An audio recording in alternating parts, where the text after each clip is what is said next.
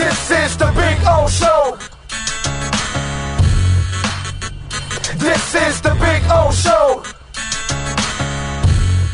All right, there we go. John Wayne, by the way, before I go to Cam, sends in Big O, best Dolphins teams by year. He put top three, 73, 2023, and 1984. My man, the top three Dolphins teams are 72, 73, 74. Or, 73, 74, 72. Okay, those are the top three teams. The undefeated, the other one that won, and then the one that didn't win. Those are the three best Dolphin teams of the entire history. Then you can go to 85. Then you can go to 82. That's how it goes. That's it. Okay? After that, I don't know what you want to do. It becomes a whole convoluted mess. But the top three Dolphin teams, my man, are the three teams in the 70s. Anyway, let's go to our guy, Cameron Wolfe. He is ready to go. How you feeling, my man? You feeling good? I'm good. How are you? I can't complain. I'm ready for 3-0, bro. That's what I'm ready for. I mean, do you expect that Pat Surtain will be following Tyreek around the entire time? Interesting question. So when they played Devontae Adams in week 1, Surtain did follow Adams around and really locked him down. Week 2, they played Washington, and he did not follow Terry McLaurin. And so we've seen both routes. I think it may depend on if Waddle plays or not. Because the difference in Vegas and Washington has a true number 2 in Jahan Dotson, who's a really good player, not as good as McLaurin, but really good. And the Dolphins, like them, different level, but they have Tyreek, who may be the best receiver in football, and then Jalen Waddle, who's also a top 10 receiver in football. And so a lot of times when you have two guys, teams won't follow, and they'll just shade their number 2 cornerback with extra coverage on your number 1 guy. That's the Belichick way. But if Waddle doesn't play, then yes, I could certainly see Patrick Surtain following. What if he followed him the first week because they had a capable quarterback, and the second week they didn't respect the quarterback because he's still a youngin', and the third week, well, you're probably playing against one of the most accurate passers in the NFL. Maybe you're following him around more because of the quarterback and not necessarily what's on the field. It's a possibility. Like I said, I don't know the reasons. I can just see based on what I saw, right? The fact that, hey, you got Devontae, no other, like Jacoby Myers is there. But if he follows him this week with no Waddle, right, then it's really more about the quarterback. Or, well, I don't know if I would say that. I would say that that's if no Waddle, he's essentially saying that we're not afraid of the other receivers. Right. And we think that Surtain can take away Hill wherever he goes. I would think it would say more about the quarterback if Waddle does play and they still follow Hill. Okay. All right. Waddle's not playing. That's for sure. We're going to see. Today will be an interesting day of practice. The concussion, I will say this, and I think they're right to do it this way, but it's been interesting since the Tua concussion stuff last year. The Dolphins and Mike McDaniel have been very clear that we're going to do things. We're going to do things by the book, not saying they weren't before, but as far as revealing where we think guys are in the protocol, we're not doing any of that. He's in the protocol. I'm not asking. When he's out, he's out. That's been their response. And so, and the optics. Yes. The Tua optics were awful, and they got a lot of backlash. The Waddle optics were ugly. Right, but I will tell you this: like Waddle, we saw Waddle at practice 2 days ago, stretching and smiling, and from what I understand, he hasn't had any symptoms. Now, that doesn't mean that he's going to be cleared, but that's sort of what the vibe that I've been given. So, that being said, if he technically could be cleared this week, the thought would be he should be cleared. But there are some teams, and the Dolphins may be one of them, that may have extra caution given he just was hurt last week. Typically, if you have a concussion, if you're a diagnosed concussion, you miss at least 1 week. The numbers say that more times than not, you miss at least 1 week.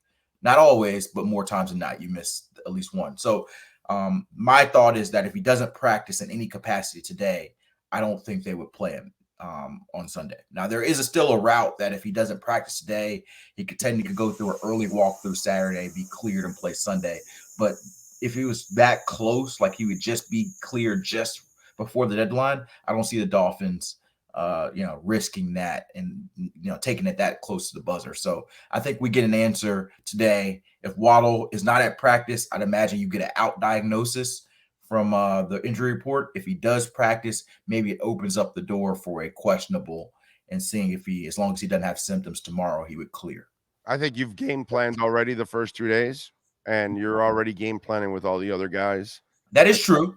That is true, but Waddle's been in this offense for 2 years now, so he's probably the type of guy that you could, especially if he practiced today, then you could say, hey, he missed a couple days, but it's not like he hadn't been in meetings. He hadn't been around. Like, he's been in meetings. He's been around. He just hasn't been in the field. And so I could see him playing if he practiced today. I like what Connor Williams did. Because I was convinced that Tua was taking a little bit of the bullet for him. Right. Yeah, because, bro, have you seen Tua have problems with the snap in Alabama or any of the other centers with Miami? No, it's only this guy. And I loved what Connor did. He took Tua completely out of it and said, no, dude, it's me that I'm, and that's what I was going back and forth with another guy. Oh no, it's on 2 hours. No, look at the snap. He's not delivering it all the way, and that's the problem. And yeah, you have your hand under your crotch there, but if you're putting it on the front side of it, he's not getting the ball completely, and then that's when we're having these situations. And so, but I love the fact that he was stand up about it. He said that they've been working countless hours on it, and that they'll fix it. I love accountability, bro. I love accountability. I hate excuses. I hate pointing fingers. I hate any of that shit. And Connor Williams, who really has nobody to blame but himself, but at least took that responsibility. That was cool. Absolutely. I love it too. I think that you look at a situation where you're always going to have a better understanding in-house of what the issue is. Like I don't believe it's 100% Connor. There's probably something Tua's doing that Connor's not used to. But even if it's 95% Connor and 5% Tua, right? Connor can't be used to anything. He's never been a center. Right. But I'm saying, like, regardless of what, like, it's probably mostly Connor, but there might be something that Tua is or is not doing that. Like, it's always a two-man operation, right?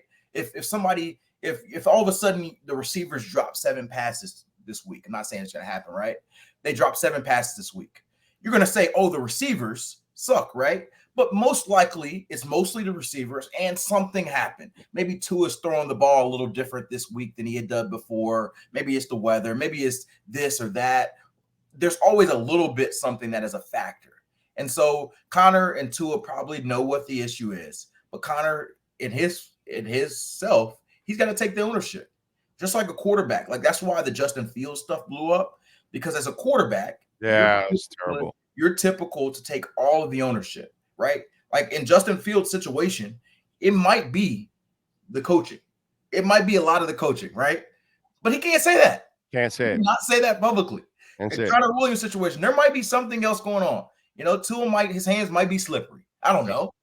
but it doesn't matter. You got to take that ownership, just like Tua is doing on the other end. I think that ownership helps everybody, because if you own it, even if you know it's not all you, that is everybody's going to say. That's leadership, bro. That's leadership. That's taking the bullet for your teammate and helping him in a tough situation. And absolutely.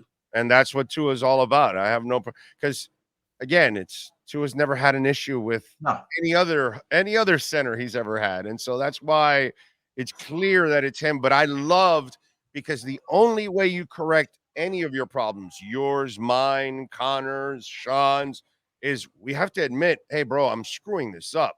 It's my fault. And then that's when you're going to fix it. But if you're pointing fingers at, see, the Justin Fields thing, you threw your coaches under the bus, but then everybody finds, all kinds of clips of wide open receivers and you can't throw it to them. You're not even hitting them. And Right. so then that makes you look bad too, because you can't throw somebody else under the bus when you can't do the job yourself. You know what I mean? Right. Dude, look at Tua. Even in the face of all the Brian Flores shit, he never, ever said one negative thing about Brian Flores. In fact, to this day, he still kind of stays away.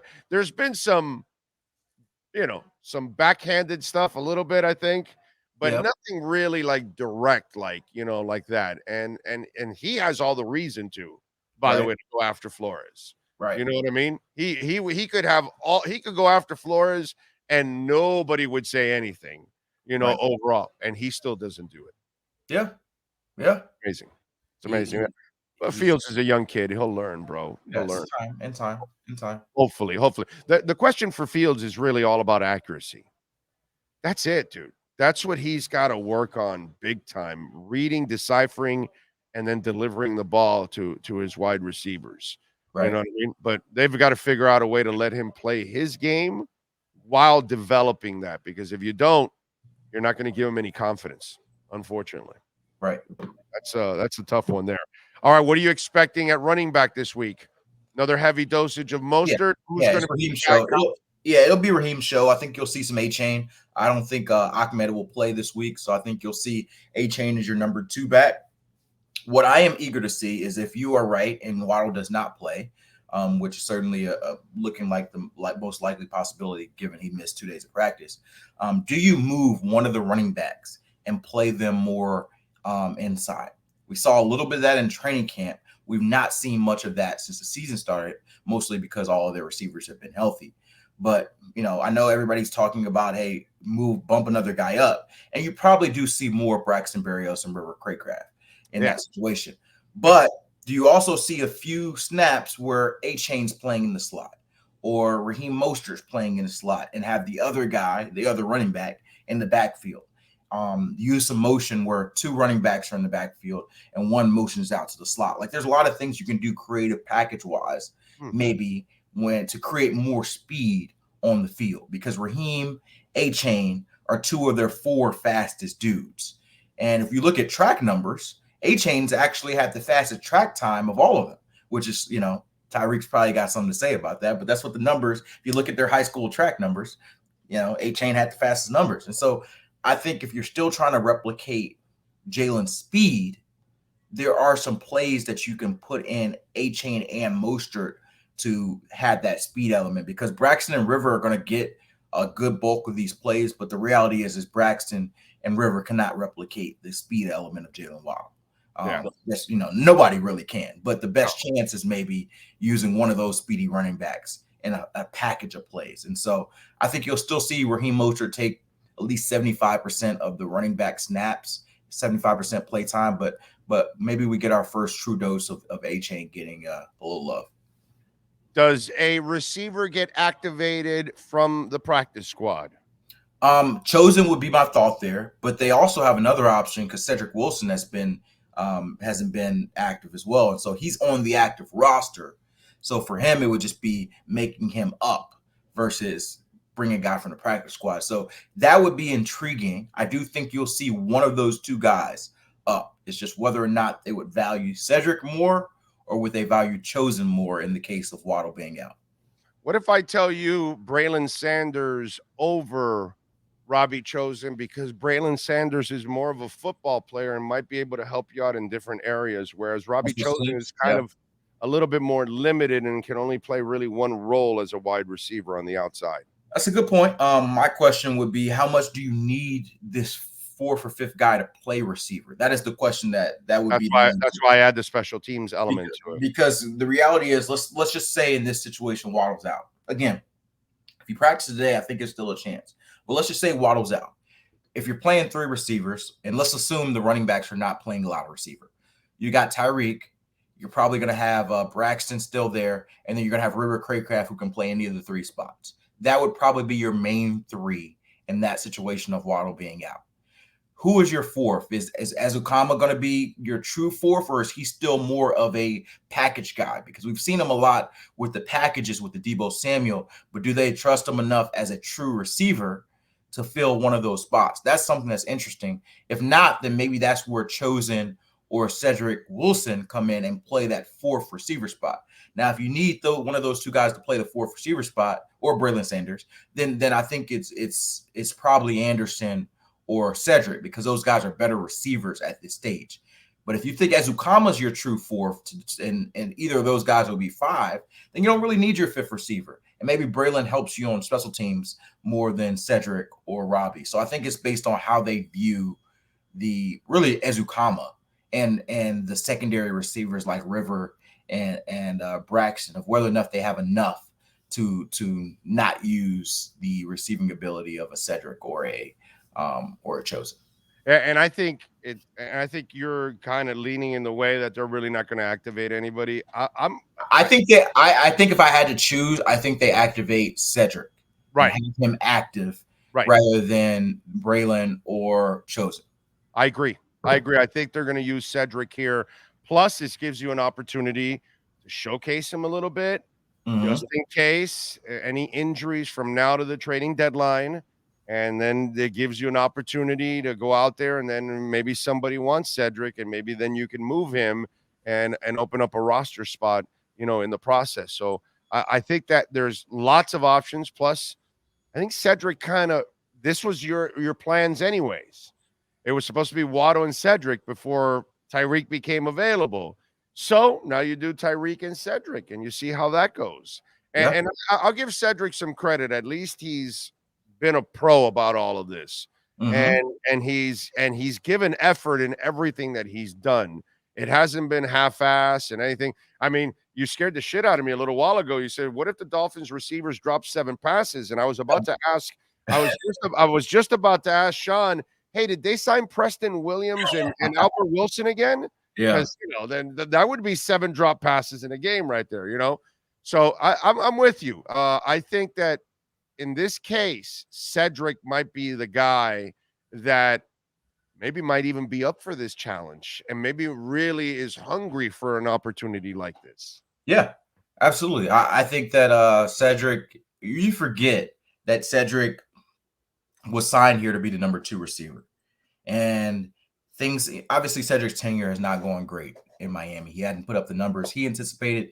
A lot of people anticipated, but this guy was still a pretty solid receiver for Dallas, even at the number 3 or 4 spot. And so if he is truly in that role again, where he's the 3rd or 4th receiver, then ideally he should play well, as long as his mental is still right. And so I still feel like Cedric didn't all of a sudden become trash. Right. I think that's the thought, because he hasn't lived up to his contract. So bad. I think that you can still have a role for him. And I probably feel, at least in my view, Cedric gives you more as a receiver than Eric Ezukanma, and, maybe even River. River's been good, but Cedric probably, the difference is, like you said, some guys play one position, whereas River can play all of them, and he can play special teams. And so that's what makes him more valuable. But, as a pure receiver, I think Cedric is probably still 3rd or 4th on this team. Dallas Cowboys, hell of a loss, but bro, no monogamy is